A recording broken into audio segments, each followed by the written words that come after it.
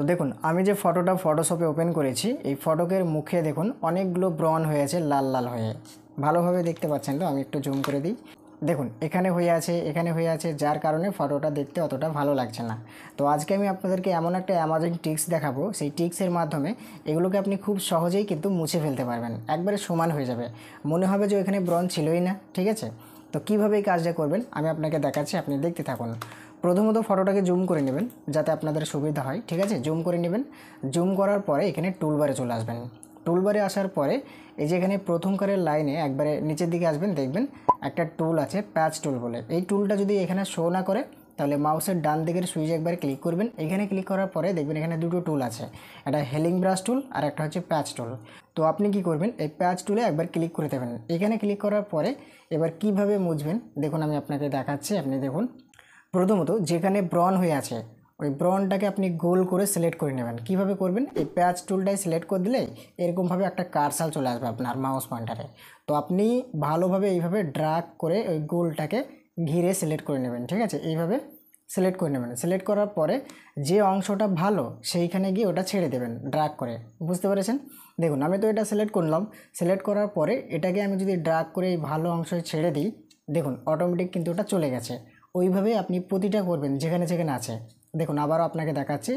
প্রথমত এই যে ব্রণটা আছে এই ব্রণটাতে আমি মাউসের ড্র্যাগ করে এরকমভাবে গোল করে নিয়ে নেব। ঠিক আছে, তো এইটা নিয়ে আমি ভালো জায়গায় ছেড়ে দেবো এরকমভাবে। দেখুন বুঝতে পারলেন তো কীভাবে করলাম?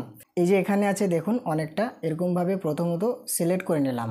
সিলেক্ট করার পরে এবার আমি মাউস পয়েন্টারটা এই মিডিলে নিয়ে আসলাম। মিডিলে নিয়ে এসে মাউসের বাঁদিকে সুইচটা চেপে ধরলাম, এই সিলেক্টের উপরে চেপে ধরে এরকমভাবে সরিয়ে ভালো অংশের উপরে ছেড়ে দিলাম। দেখুন চলে গেল।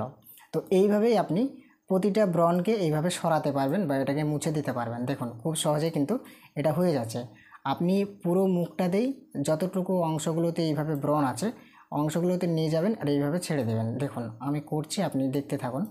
আমি পুরো মুখটাকে ক্লিন করছি। ঠিক আছে, তো কিভাবে করছি দেখুন, দেখার পরে কিন্তু আপনারও ভালো লাগবে, মনে হবে যে এর মুখটা এরকম পরিষ্কার আগে থেকেই ছিল। দেখুন আমি দেখাচ্ছি। এইভাবে প্রথমত ব্রণটাকে সিলেক্ট করবেন। সিলেক্ট করে এটাকে ড্র্যাগ করে নিয়ে এসে ভালো অংশ ছেড়ে দেবেন। আবারও এইভাবে সিলেক্ট করবেন, যে জায়গায় ব্রণ আছে গোল করে নেবেন। গোল করে নিয়ে এটাকে ড্র্যাগ করে ভালো অংশের উপরে ছেড়ে দেবেন। হয়ে গেল। এইভাবে আপনি যে জায়গাগুলোতে ব্রণ আছে সবগুলোতে এইভাবে করে নেবেন। দেখুন এদিকে কিছু অংশ আছে তাই না, এদিকটাও সেম প্রসেস। গোল করে সিলেক্ট করে নিলেন, দিয়ে ভালো অংশই ছেড়ে দিলেন। আবারও এটাকে এরকমভাবে গোল করে সিলেক্ট করলেন, দিয়ে এটাকে নিয়ে গিয়ে এই ভালো অংশ ছেড়ে দিলেন। আবারও এগুলোকে গোল করে সিলেক্ট করলেন, এটাকে নিয়ে গিয়ে এই ভালো অংশ ছেড়ে দিলেন। এইটাই কোনোটা এইভাবে গোল করে সিলেক্ট করলেন, এটাকে নিয়ে গিয়ে এই ভালো অংশ ছেড়ে দিলেন। গলার কাছে একটা ছোট্ট গুটি হয়ে আছে, এটাকেও আমি সিলেক্ট করলাম মাউস দিয়ে ড্র্যাগ করে, দিয়ে সিলেক্টটাকে নিয়ে গিয়ে এই ভালো অংশ ছেড়ে দিলাম, চলে গেল। আবারও এটাকে সিলেক্ট করলাম, এটাকে তারপরে ড্র্যাগ করে নিয়ে গিয়ে এখানে ছেড়ে দিলাম। এই কাজটা কোথায় দিকে হচ্ছে ভালোভাবে লক্ষ্য রাখবেন।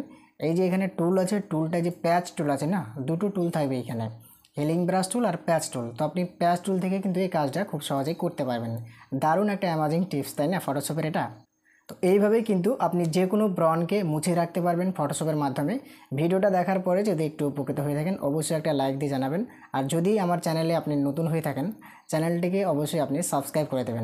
যদি আপনি আমার এই চ্যানেলটিকে সাবস্ক্রাইব করে রাখেন আশা করি আপনি নতুন নতুন অনেক সুন্দর সুন্দর ভিডিও পাবেন, যে ভিডিওগুলো আপনার অনেক কাজে লাগবে।